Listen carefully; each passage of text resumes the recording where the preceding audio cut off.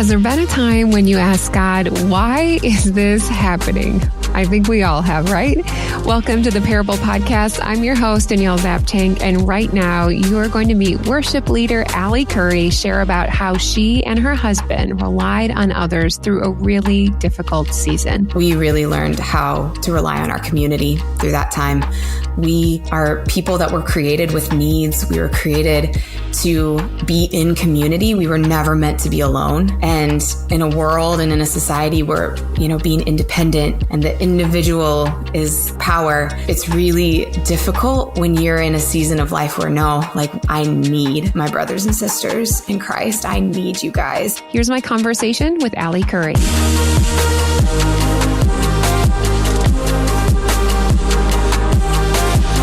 Allie, welcome to the Parable Podcast. I'm so excited to have you here. You were recommended by a mutual friend of ours, Sarah, and she just called you a great human. So congratulations on being a great human. I'm honored. What a huge compliment from someone that I think is a very great human as well. Well, Allie, share a little bit with us about what you are passionate about. What do you do day to day? So I'm a worship director at a church in West Chicago. I've been there about 6 years now. I love music. I love to sing. I love to write. This has been just really an incredible job for the past 6 years of my life. I have loved just getting to serve the church, the calling that God has placed on my life to love his people through music, through leading them in worship and writing music for the church. Okay. I also really love to run. And so that's something that I do on my own time, but I have run a couple marathons and just really enjoy. Yeah, there's just something about going for a run that can really solve a lot of issues. Yeah. I think it's that really like that physicalness of sometimes that you have to concentrate on running so you can stay in a straight line. But by doing that, I've noticed whether you're gardening or just going on a walk, a hike, it really does help like kind of clear the mind. Absolutely. So would you say that's one of your spiritual practices in a sense? Absolutely. Yes. Yeah. Yes. Every time I'm out running, I just feel at peace. It is such a sweet place to connect with the Lord and just to go deeper into meditation, to enjoy his creation too. I really love these summer months, just getting to run outside, kind of transitioning from the treadmill to the sidewalk, which is really fun. But it definitely is a place of peace for me. Allie, you said you write your own music, worship music. Is that something that has always been like a creative outlet for you? Or is that something new that has happened in your life? I have loved writing songs since I was little. And I think that, I've kind of gone through seasons of my life where I've written more than others, but just have really felt this calling over the past few years specifically to write songs for our church. God kind of assigns you this body, right? And we have the people that he's put in our lives as worship leaders, and we know their stories and we know what they need to hear and what they need to sing. And so I think there's just something really beautiful about writing music for specifically your local church. That's been something that, my team has really been passionate about alongside me. And so we've started this group called Canvas House Worship, and we just write songs specifically for our church. Something that's really kind of unique and special about Wheaton Bible Church, that's where I'm at, is we're bilingual. So we have a Spanish service and an English service. So we'll write songs and translate them, so that they're in English and Spanish. And, when the congregation knows that this song was written for them, it's just really powerful. They own it and they love it and they sing it loud. So that's been a huge gift in my life the past 3 years. Allie, when you think about yourself as a little girl, do you remember like the artist or cassette tape? I don't know how old you are, Allie.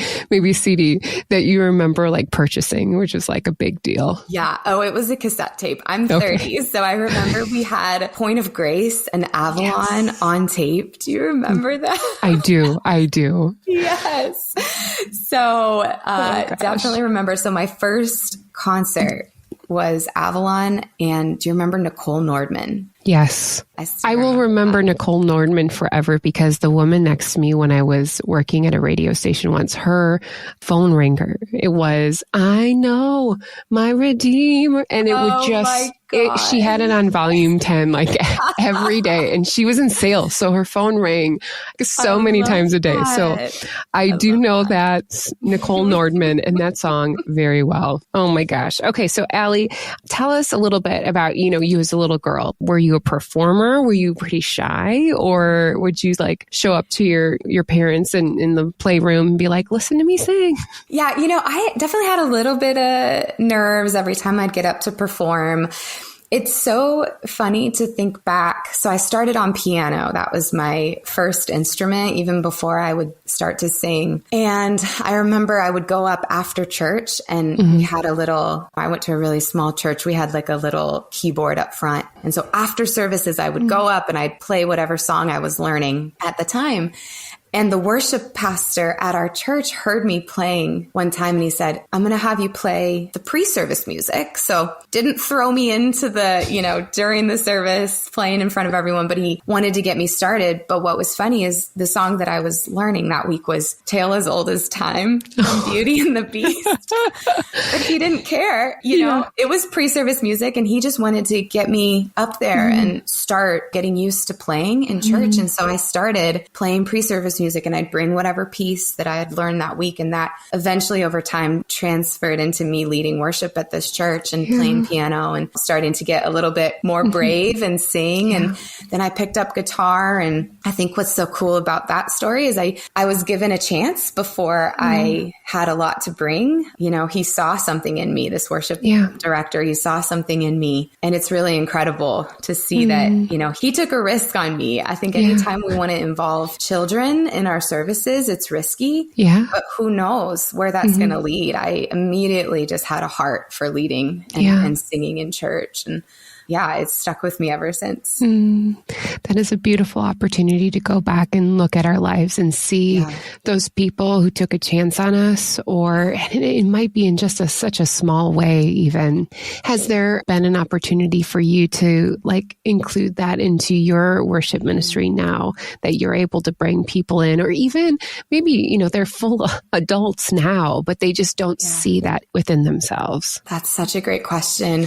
So the church that I was at prior to being at Wheaton Bible, we had a children's choir, and we have a children's choir at Wheaton Bible as well. But I specifically remember this one because we'd bring the children's choir up every, couple months, and I would have worked with them for a few weeks, but we always liked to give a solo to one of the kids. And it was, a smaller kids choir. And I started noticing that the solo kept going to the same little girl, and which was great. She did a great job, and it was a really sweet way for her to get out there. And I definitely think she's going to be a worship leader someday. But there was one round of kids choir that I thought, instead of a solo this time, I think I'm going to have one of the kids read scripture. And, we did the auditions and we had a couple kids come and prepare this little scripture that I'd given them. And I found a girl that just did it so well and just was adorable. And she surprised me. By the time the Sunday came around, she had memorized the scripture. And that wasn't what I was asking for. I was going to have her read it, but she had memorized it and she said it perfectly in every single service.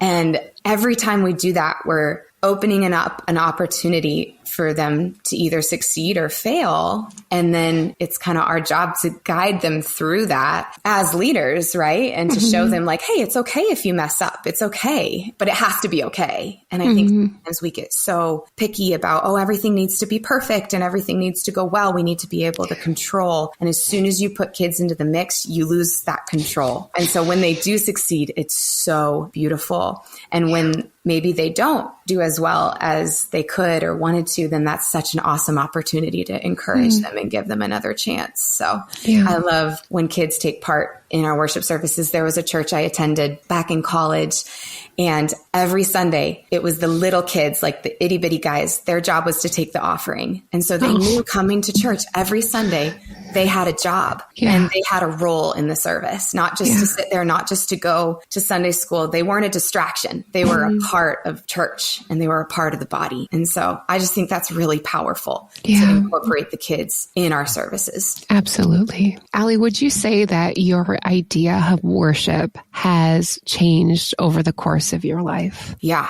definitely. Because of so many different experiences and because of so many different people and just the way that they've spoken into me as a worship leader and taught me. I remember one person in particular, just a professor from college. His name was Paul Sunderland, and he explained it to me in probably the most beautiful way I've ever heard it explained, is that worship is this conversation with the Lord. And it's a conversation that he always initiates. Like, our God is always the one that initiates to us, that invites us into his presence. And we get to respond as his children. And it's just this beautiful conversation with a God who loves us and wants to be in relationship with us. And that definition of worship just shaped how I lead. It shaped how I view worship forever. That's beautiful.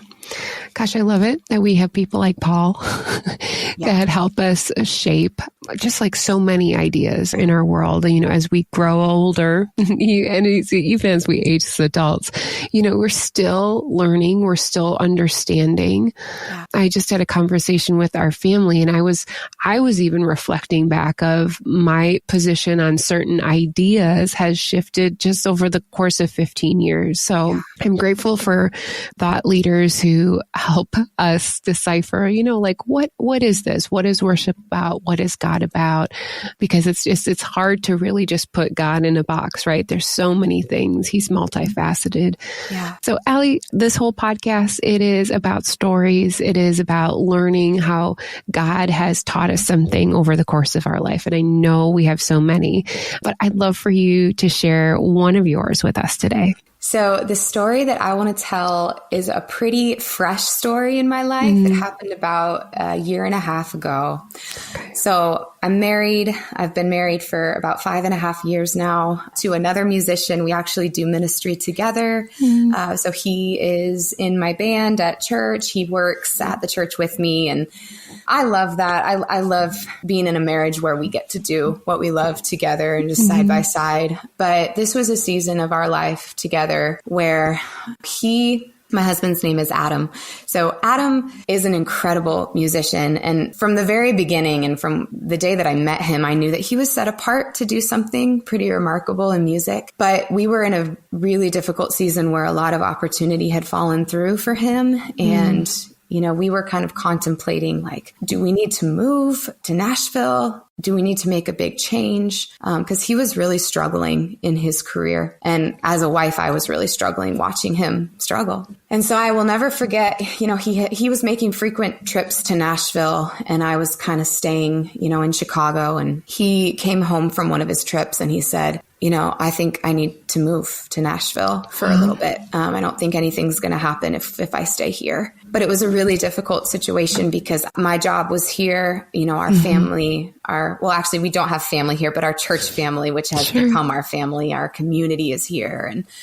And it was a little bit too much for me to give all of that up just to go down on a whim. And so we made this really crazy decision that Adam was going to move to Nashville for 6 months and I was going to stay here. And that kind of opened up a really interesting year and a half for us. I remember being really scared to be apart. I remember being really concerned about what people were going to think and not really knowing, you know, he gave up some opportunity here to go. And we didn't know if we were ever going to see payout or if we were ever going to see anything change. So it was a really big risk. He moved to Nashville in August of, I believe, so it was a year and a half ago. And he started to just make, you know, connections and started to play, you know, as much as he could. He was subbing in for people. And I was here in Chicago just trying to figure it out. What was really interesting, though, is he would come home, you know, every once in a while, and he was kind of back and forth, and I would go visit him. Every time he would leave, something would happen, whether it was my car would break down or like someone would hack into our bank account. I'm not kidding you. Like something would happen, and it really just felt like this attack. But I remember thinking, you know, we really believe that we're following the Lord, and we really believe that this is something that he he has called us to step into and asked us to step into. And we want to live in obedience. But we also want to pray really boldly. Like, okay, if this is what you have for us in this season, then this is what we're asking you to do. And I think that was a really neat opportunity for me to learn how to pray specifically. Sometimes I enter into prayer and I play it safe and I just pray things that, that are very general or just very safe. And I, for the first time in my life, was like, no, I'm going to bring boldly before the Lord what I want. And what I want is I wanted to stay in Chicago. I did not want to move to Nashville. I didn't want to make this huge change, but I also want my husband back here soon. And what that means is he needs an opportunity that's going to allow him to move home. And kind of what we had been told before is that's not very realistic. You really need to go and be in Nashville and live in Nashville. And, all of the people that are looking for musicians or looking for people that, live there. And it was definitely one of those things where I was like, if that's the case, that's fine, but that's not what I want. We'll cross that bridge when we get there. But right now, what I truly desire is for us to be in Chicago.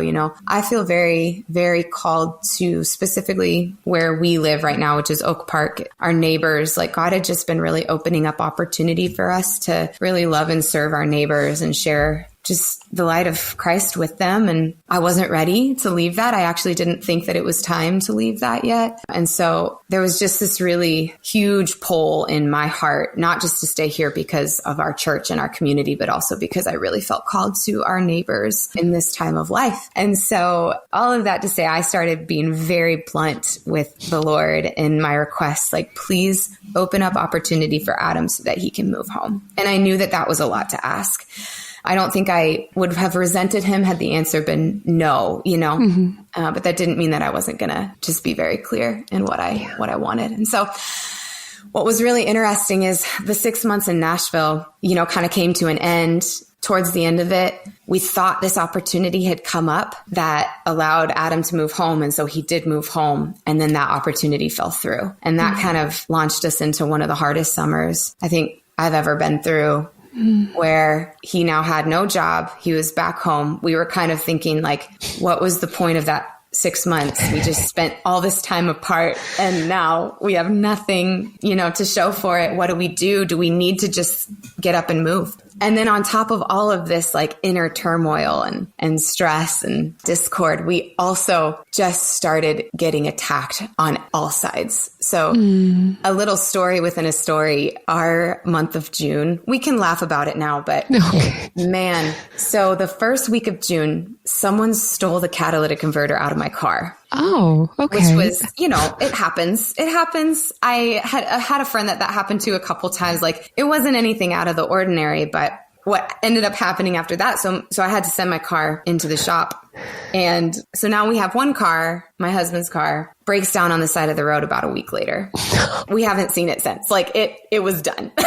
Oh my God. We took it to a mechanic. So now we have no cars. We took it to a mechanic and he was like, I've been in this business for 25 years and I've never been stumped before. He goes, I have no idea what to do with your car. We're like, yeah, that sounds about right.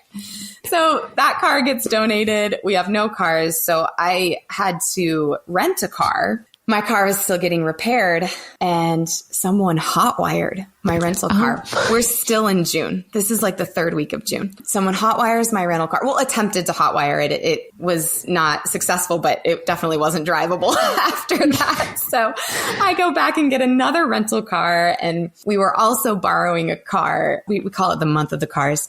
We were borrowing a car from our aunt and uncle who were in Europe. They were out of the country and they didn't need it. And so 2 days after my car got hotwired, someone sideswiped the car that we were borrowing from my aunt and uncle. And it got to the point where I was like, I'm just going to stop telling people because no one's going to believe me anymore. Like, it was these 4 occurrences within 30 days of each other and it was like one after the other, just like with a car specifically. And so I remember thinking like, okay, this is not an accident. Like, it wasn't the same person, obviously. Yes. But this is an attack. Like this feels like an attack because what was also happening that month is we were having so many breakthroughs with our neighbors. Like I remember multiple situations. We had been ministering and helping out a homeless woman in our community that year. And she got a job that month, like, and got a house. Wow. Or like an apartment. And one of our neighbors who we had just been in relationship with it had taken a while for us to form this relationship with her, tuned in to church for the first time. Like things were happening at the same time. And so I was like, I know that this is not like an accident. This is the enemy. You know, we called that out immediately. And it was kind of one of those things where like every day I was waking up like, what is it going to be today? What's going to get taken from us today? There had been a couple other things that had happened in that season where we just kind of felt like we were being taken for everything we were.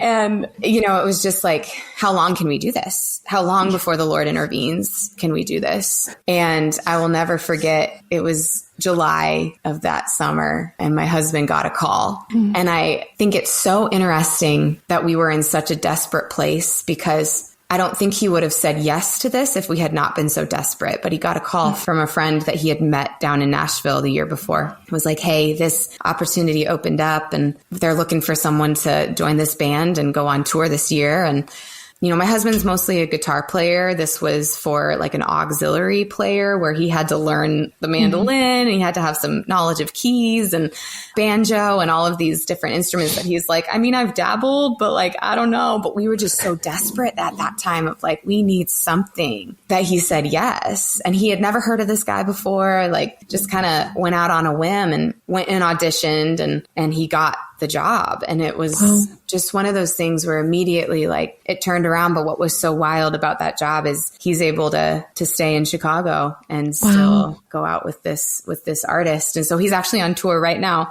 What was really amazing about it is it just opened up this incredible opportunity that we never thought was possible. That if we had not been in the situation that we were in that summer, maybe we wouldn't have even considered, you know, taking this opportunity because it didn't really line up with exactly what we thought. You know, isn't that interesting how sometimes we say no to like these really amazing opportunities because it's not exactly what we wanted or what we thought. Yeah. And man, I'm so glad that he chose to say yes because it just ended up being exactly what we had been praying for and asked for. And so, we learned a lot through that situation and just through that summer of, you know, there were a lot of times spent crying. There was a lot of time spent just really angry and confused. And, you know, the timing of it all didn't make sense to me. But, you know, at the end of it, it was like, God just really showed us. He just really showed us his faithfulness in such a beautiful way.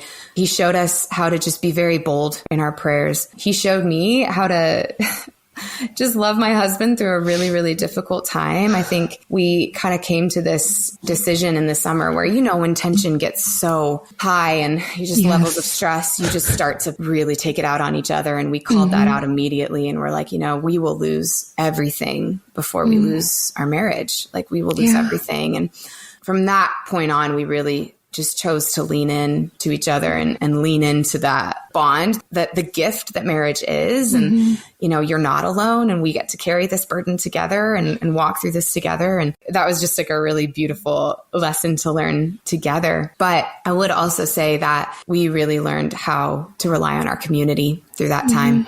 I think we are people that were created with needs. We were created to be in community. We were never meant to be alone. And in a world and in a society where, you know, being independent and the individual is power, it's really difficult when you're in a season of life where I need my brothers and sisters in Christ. I need you guys, you know, whether it's as practical as like, I need your car or I need your love and support, or I need, you know, I need to just sit and cry and be angry with you, or like, can you carry this burden for me and with me? What was difficult for me in that season was I really like to be the one that gives. I really like to be the one that helps people in need, but I don't like to be the one to admit when I'm in need. And I was in need and Adam was in need and we were in need. And so for about, you know, 3 months of our summer last year, we were very needy and we had people that just loved us through through it and came alongside us and gave very practically in seasons of need, but also gave like emotionally, and they gave their time and their love and reminded us who God was in the midst of all of this. You know, when we were apart,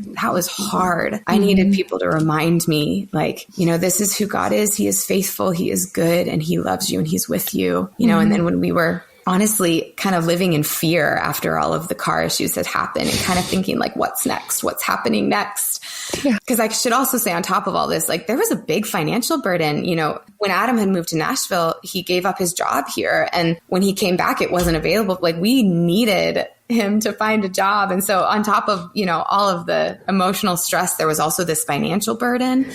And so just trusting that the Lord was going to provide and that he wouldn't leave us high and dry, that if he clothes the lilies of the field, like he will also provide for us. And, you know, if he feeds the birds of the air, he will also provide for us. And so, but we needed to be reminded of that by other people because I wasn't remembering those things. And it takes time to like remember, because that has happened so many times in my life where God has provided. Yet, anytime something is like, I'm stressed or worried, I'm like, oh no, is this going to work out? And you're right. You just have to constantly just be at his feet over and over. So thank you so much, Allie, for putting words to just a really hard story. And maybe we haven't, again, experienced exactly the same thing, but all of us have questions and wondering, cars breaking down, maybe not always like in that row. But I mean, just so many things that you just like, sometimes you could write a book out of it because you're just like, how is this actually happening? So I appreciate you just being open and sharing just the journey that you guys have been through and are going to continue to be on. I do have a couple questions for you. You know, when somebody says, you know, when you get married, it is for better or for worse. And so I'd love to know, you know, obviously we want to love and support our spouse, or even in like a really good friendship, we want to support the other person. But at some point when like the rubber hits the road, when like the glossiness wears off, it can be really challenging. So how did you continually like lean into God or lean into others? Because that can be really challenging. And then you can kind of like pit it against your husband. Absolutely. Well, that's exactly what I started to notice I was doing was kind of pushing the blame on him, or like just being very unfair in my expectation of him and resenting him, like starting to resent him. I remember there was a moment where I was like, okay, so this is what people meant when they said marriage is hard. Like this was the first time I kind of really got a taste for like, okay, it would be so easy to just kind of like give up emotionally or like just lean away, you know, and I'm not even talking like leaving each other. I'm just talking like emotionally give up and not lean in.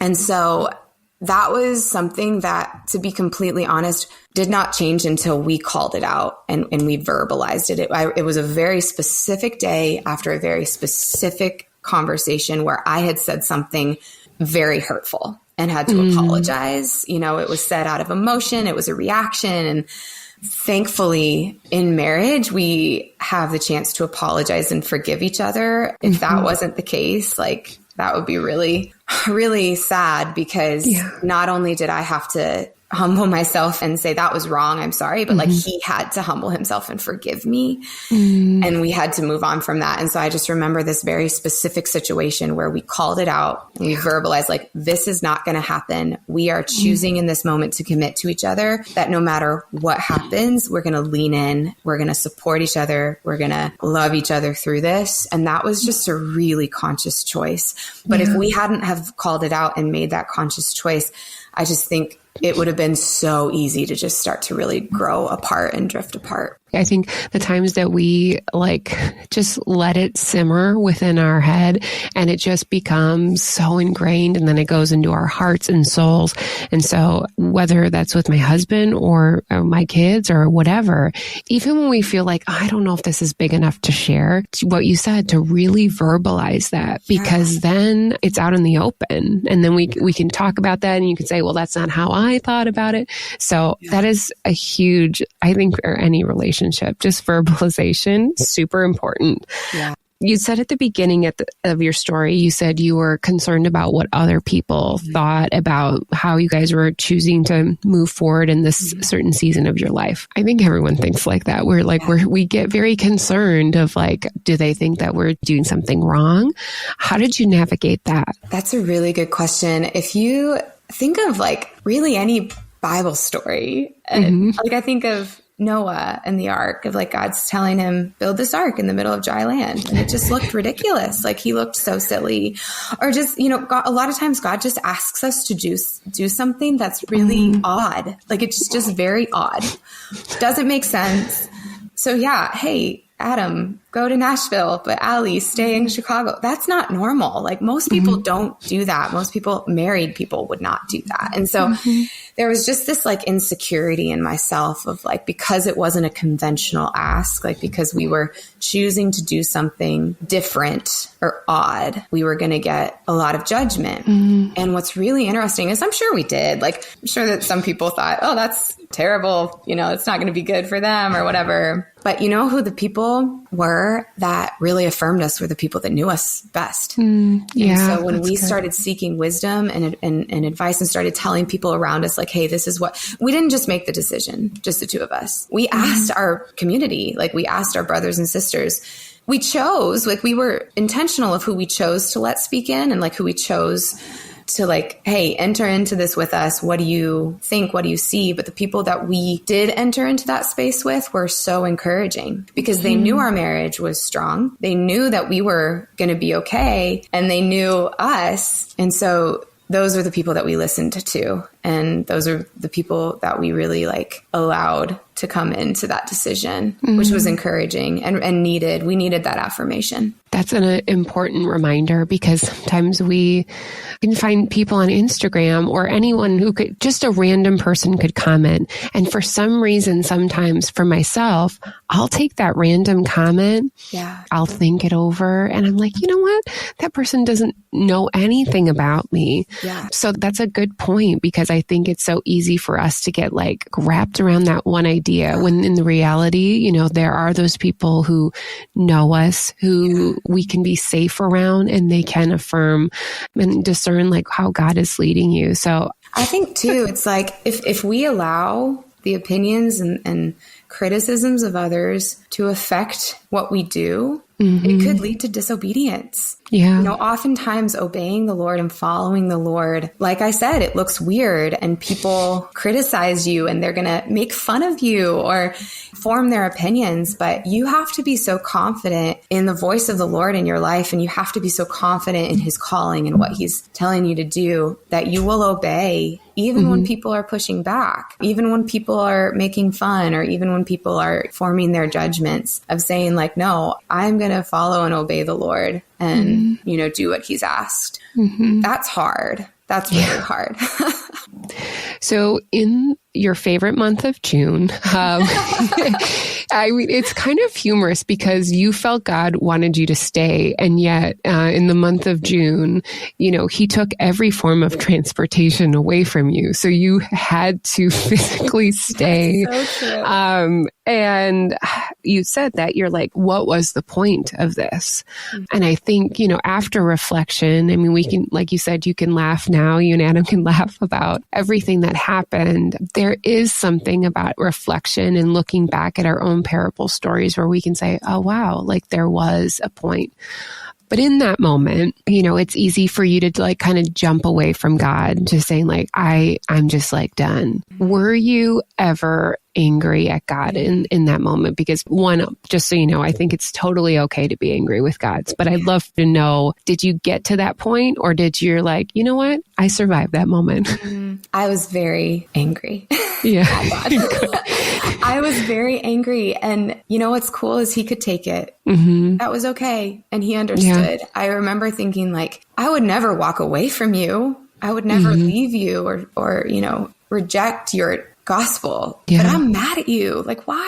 What is the point of this? Why are you doing this? And I think that's why corporate worship and community is so important. Yeah. Because when I can't declare that God is good and God is faithful in my life, my brothers and sisters are declaring that over me, which is really beautiful. It was kind of ironic to be a worship leader in this season of my life because I felt like such a hypocrite on Sunday mornings. And, you know, I would sing these songs of like, great is your faithfulness, you know, and the goodness of God is running after me. And, you know, all of these lyrics that I could say that I believe that for you, but I'm really struggling to believe that for myself in this season. And that's why I needed people singing that with me, because it was reminding me that, no, this is who God is, even in your life. And even when you don't feel it, even when you don't see it, he is good and he is faithful because that's who he is always. I could not have gotten through that without that reminder from others, without people speaking that into me.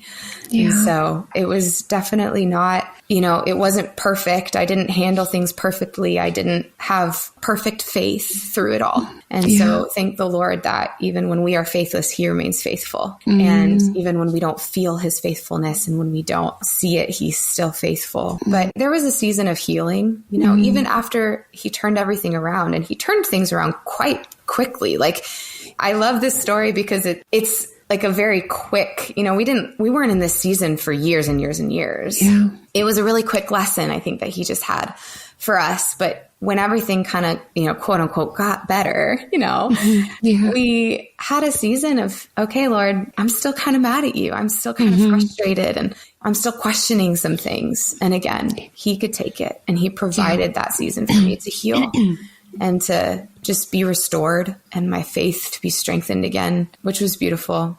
Did you happen to see, now that you've started writing songs for your church, that this season was able to propel you into a more creative space or allow you to better understand how other people are feeling in life or what they've experienced as well? When I was kind of in the thick of it, I wasn't writing. I was very wounded and uninspired and wasn't able to put words to things quite yet. And then I remember, you know, a few months out, I just talked about that healing season. It was kind of like at the tail end of that healing season, God just put this song in my heart. It hasn't come out yet. It's called Shadow of Your Wings, where it was like all of the emotions and the things that I have felt and the things that I had experienced kind of finally were put into words. And it just like spilled out onto paper. And I wrote this incredibly healing and personal song. You know, we'll see if it ever sees the light of day, but it will always be very near and dear to my heart of like, you have a place for me always. Whether I am loving you well or angry at you, I can always know that you are here and you are with me and I can rest in you. It's just a really beautiful thing that he does use our struggle and he uses our pain and our trials and he creates something beautiful out of it, whether that's a song or a story or, you know, there's just so many things. And only God could do that. Only God could take brokenness and make it beauty. Allie, as we wrap up, I'd love for you to give some encouragement to somebody who feels like they are just in a season of being attacked right now, and it's really hard to see any of the good. What encouragement would you give them? I would say, first and foremost, you got to surround yourself with people that can love you through that. We can't do life alone. We can't go through hard things alone, and we shouldn't. So just invite people in to your struggle. Be vulnerable. You know, you don't have to open up to everybody, but choose a few people that you feel safe with, that you feel loved by, and invite them in. Let them carry the burden with you, because you're going to need them to speak truth into your life when you don't remember what's true. That is first and foremost what I would say. But also the simplest truths that you already know. God is good. God is faithful, and he is with you. His presence is enough. Lean into his presence. I would repeat that to myself every day. He is faithful. He is good. He is with me. He's faithful. He is good. He is with me. that's all I need. Christianity is not the golden ticket out of suffering. Like scripture says, if you follow the Lord, like there will be trials, there will be struggles. And so you never have to wonder, oh, am I doing something wrong because this is hard? No, that's not at all what it is. It's actually that, this life is hard. There was some really sweet advice that I was given when I was struggling. I think it's really important. And I guess this would be advice or encouragement to someone who's maybe walking with someone who's going through a hard time. Because as the person on the other side, I think we really want to jump to relief and it's uncomfortable to sit in tension with people. And so, we'll want to say things like, it's going to be okay, or don't worry, like things are going to get better. And I'd say don't go there yet. Like stay in the tension with them and let them feel what they need to feel, because the truth is it might not get better. It might get worse. Like that, with the car situation, like it's kind of a funny story now, but like it kept getting worse. Like we kept losing cars and I kept thinking like, it's not going to happen again. And then it kept happening again. And so you don't know the future. You don't know what's coming. And so sitting with people in grief is so much more powerful than trying to pull them out of it prematurely. And so one woman I will never forget, she just said, Allie, God might be using this time and he might be growing you and strengthening you and giving you tools for the next trial, because the next one might be even harder. And you're going to need to pull from this season of your life and like pull the things that you learned and the ways that you grew and then apply them later on. And so that was really powerful of like, oh, so you're saying that this time is purposeful? Like that there's things that I'm going to learn in this season that like, it's not for nothing. I'm going to use this later in the next trial, because there will be more, like there will be other seasons of distress and difficulty. So that was really sweet advice that I was given. Well, Allie, thank you so much for just sharing honestly what it looks like to come out on the other side and to be angry, to be disappointed, but to know that God is faithful and he is worthy and he will use all things together for good. If people wanted to get connected to you, how can they do that? Yeah, well, I am on Instagram. So Allie_Curry_. There's a lot of Allie Currys out there. So I had to use 2 underscores. And my name is spelled a little differently. A-L-I. There's so many different ways to spell Allie. And then the worship collective that I'm a part of is called Canvas House Worship. We're on Instagram as well. And I love to connect with people. Absolutely love it. DM me, message me anytime. All of Allie's information will be available in the show notes. Allie, thank you so much for your time today. I really appreciate it. Thank you so much for letting me tell my story. What a fantastic conversation with Allie. I appreciate her sharing her parable story today with us. To connect with Allie, simply visit daniellezapchenk.com for details. And here are 2 reflection questions from our time with Allie. Number 1, are you asking God, what is the point lately? Maybe use some time over coffee or on an evening walk by yourself just to ask God to soften your heart. And as Allie said, it's okay to be blunt, but just to do it in a way where you are truly asking from God, I need answers. I need you to soften my heart. I need you to open my eyes and see things the way you do.